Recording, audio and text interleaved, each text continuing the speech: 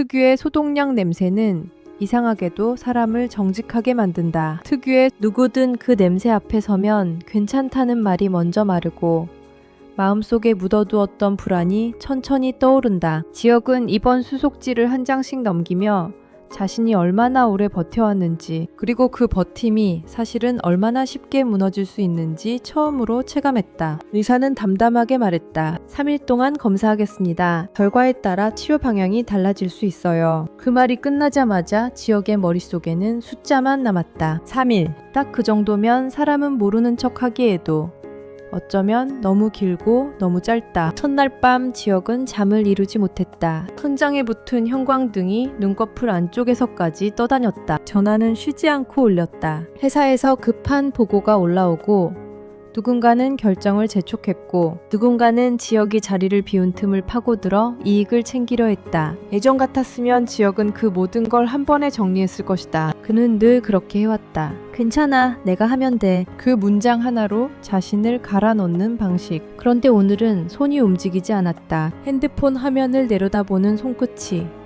낯선 사람의 것처럼 무거웠다. 그는 문득 깨달았다. 몸이 아프면 마음이 단단해지는 게 아니라 오히려 마음이 먼저 무너진다는 걸. 복도 끝쪽에서 간호사가 지나가며 웃었다. 가벼운 웃음소리에 지역은 숨을 고르고 창밖을 보았다. 밤하늘은 어둡고 도시의 불빛은 여전히 화려했다. 화려한 날들. 이 드라마의 제목 같은 말이 현실을 비웃는 듯했다. 누군가의 인생은 여전히 반짝이는데 어떤 인생은 침대 위에서 조용히 꺼져가기도 한다. 지역은 자신이 어느 쪽에 가까운지 아직 판단하지 못한 채 가만히 이불을 끌어올렸다. 둘째 날, 검사실로 이동하는 휠체어의 바퀴 소리는 유난히 크게 울렸다. 지역은 그 소리가 마치 이제 피할 수 없다고 말하는 것 같아 불쾌했다. 하지만 불쾌함 뒤에는 더 큰 감정이 있었다. 두려움.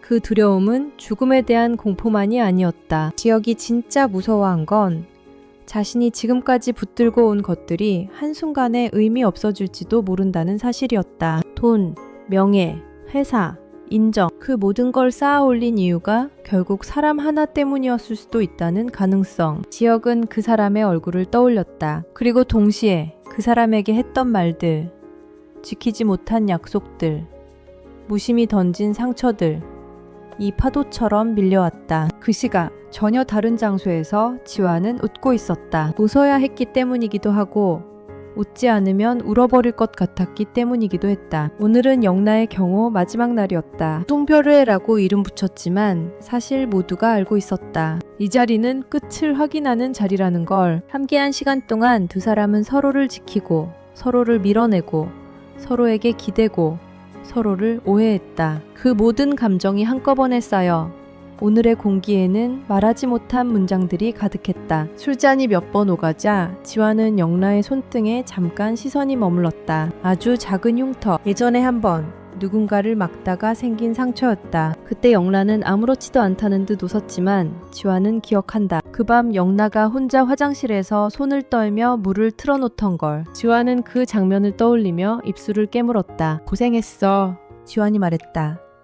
너무 평범한 말이라 오히려 진심이 숨겨졌다. 영라는 잔을 내려놓고 지환을 바라봤다. 눈빛은 담담했지만 그 담담함이 더 위험했다. 사람은 마음이 흔들릴수록 더 멀쩡한 얼굴을 하니까. 지환 씨는 이제 뭐 할 거예요? 영라가 물었다. 질문은 가벼웠지만 지환의 가슴은 무겁게 내려앉았다. 너 없는 내일을 어떻게 살아야 하냐는 말이 목 끝까지 올라왔지만 지화는 웃으며 얼버무렸다. 뭐 하던 대로지. 하던 대로. 그 말은 사실 아무 의미가 없었다. 영라가 있었던 날들과 영라가 없는 날들이 어떻게 같을 수 있겠는가. 지화는 그 차이를 알고 있었고 영라도 알고 있었다. 그래서 둘은 동시에 말을 아꼈다. 말이 더 많아지면 떠나야 하는 사람이 더 떠나기 어려워지니까. 총별회가 끝나갈 즈음 영라는 밖으로 나가 담배를 피우는 척하며 혼자 서 있었다. 찬바람이 목덜미를 스쳤다. 지환이 따라 나왔다. 둘은 한동안 아무 말도 하지 않았다. 거리에 네온사인이 번쩍였다. 화려한 날들, 같은 빛. 지환이 먼저 입을 열었다. 가서 행복해. 영라는 웃다가 아주 작게 한숨을 내쉬었다. 행복이 그렇게 쉽게 오면 좋겠네요. 그 말에는 당신 때문에도 행복할 수 있었는데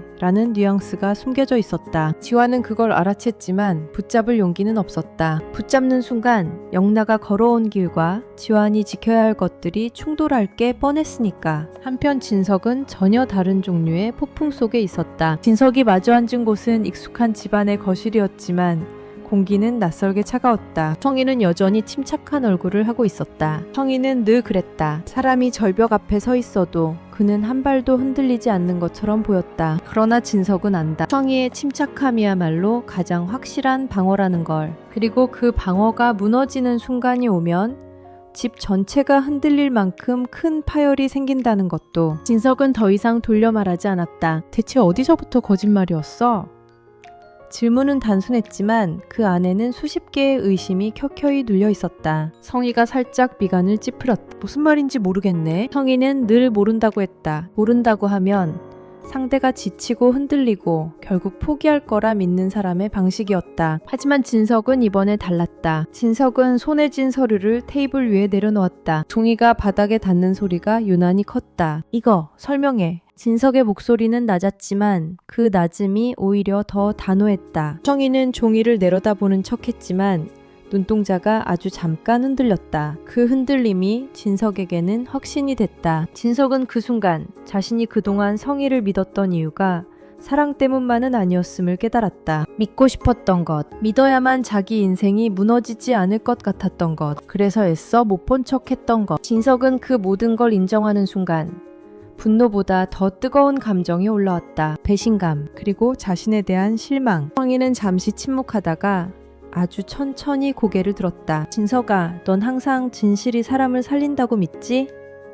성희의 목소리는 부드러웠다. 그 부드러움이 진석을 더 화나게 했다. 진실이 사람을 살리지. 적어도 거짓말보단. 진석은 이를 악물었다. 성희의 눈빛이 서늘해졌다. 진실이 다 좋은 건 아니야. 어떤 진실은 사람을 죽여. 그 말은 협박처럼 들렸다. 아니, 어쩌면 협박이 맞았다. 진석은 성희에게서 시선을 떼지 않았다. 그럼 그 진실이 뭐야? 누구를 죽이는 진실이길래 네가 이렇게까지 숨겨?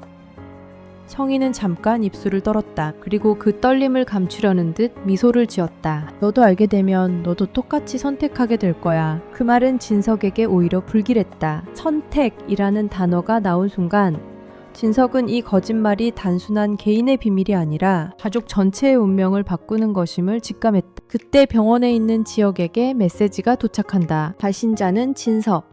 내용은 짧다. 성희 문제, 생각보다 커. 너도 알아야 해. 지역은 화면을 보며 한참 멈췄다. 자신은 지금 검사 결과를 기다리는 처지인데 집에서는 더 큰 폭탄이 터질 준비를 하고 있다. 지역은 숨을 깊게 들이켰다. 그리고 그에게는 매우 낯선 행동이지만 전화기를 내려놓았다. 지금은 모든 걸 한 번에 해결할 수 없다. 지금은 자신부터 살아야 한다. 지역은 그렇게 결심하려 했지만 결심은 늘 생각보다 약했다. 머리는 나부터 라고 말해도 마음은 이미 가족 쪽으로 기울어져 있었다. 셋째 날 새벽, 지역은 병원 복도에서 홀로 서 있었다. 창문 너머로 첫눈처럼 흰빛이 스며들었다. 이른 아침의 도시는 밤보다 덜 화려하지만 오히려 그 덜함이 사람을 울컥하게 만든다. 지역은 검사실 앞에서 의사를 기다리며 한 가지를 떠올렸다. 자신이 정말로 하고 싶은 말이 무엇인지, 그리고 그 말을 누구에게 해야 하는지. 하지만 정작 그 사람에게 전화를 걸려는 순간 지역의 손끝이 멈췄다. 전화 한 통으로 해결될 일이 아니라는 걸 알기 때문이었다. 말은 시작이지만 시작은 늘 끝까지 책임져야 하니까. 같은 시간 지화는 집으로 돌아오는 길에 영나에게서 마지막 메시지를 받는다. 고마웠어요. 그리고 미안했어요. 딱 그 정도의 문장. 하지만 지화는 그 문장 안에서 수십 개의 의미를 읽었다. 고마움은 함께한 시간에 대한 것이고 미안함은 남겨둔 감정에 대한 것이며 그 뒤에 숨어있는 말은 아마 나는 아직도 너를 같은 미완의 고백일 것이다. 지화는 휴대폰을 쥔 손에 힘이 들어갔다. 잡으면 잡을수록 더 미끄러지는 것 같은 감정. 지화는 결국 답장을 쓰지 못하고 지웠다. 잘 가라고 보내면 정말 끝날 것 같아서. 가지 마 라고 보내면 더 잔인해질 것 같아서. 그리고 밤이 되자 진석과 성희의 대립은 결정적인 국면으로 들어간다. 진석이 마지막으로 묻는다. 내가 하나만 더 물을게. 그 거짓말, 지혁이도 관련 있어? 그 질문에 성희의 얼굴이 아주 잠깐 굳는다. 그 굳음 하나로 진석은 답을 얻는다. 성희는 빠르게 화제를 돌리려 하지만 진석은 이제 물러서지 않는다. 그래, 결국 지혁이까지였구나. 진석이 자리에서 일어나는 순간 성희가 처음으로 진짜 감정을 드러낸다. 진석아, 멈춰. 지금 너 그걸 열면 우리 다 끝나. 성희의 목소리는 떨렸다. 떨림이 곧 두려움이었다. 마지막 장면. 병원에서 지혁은 의사의 호출을 받고 진료실 문 앞에 선다. 문고리를 잡는 손이 조금 떨린다. 그때 다시 진석에게 전화가 온다. 지혁은 전화를 받지 않으려다 결국 받는다. 진석의 목소리는 급했다. 지혁아, 성희가 숨긴 게 있어. 우리가 생각한 수준이 아니야. 지혁이 묻는다. 뭔데?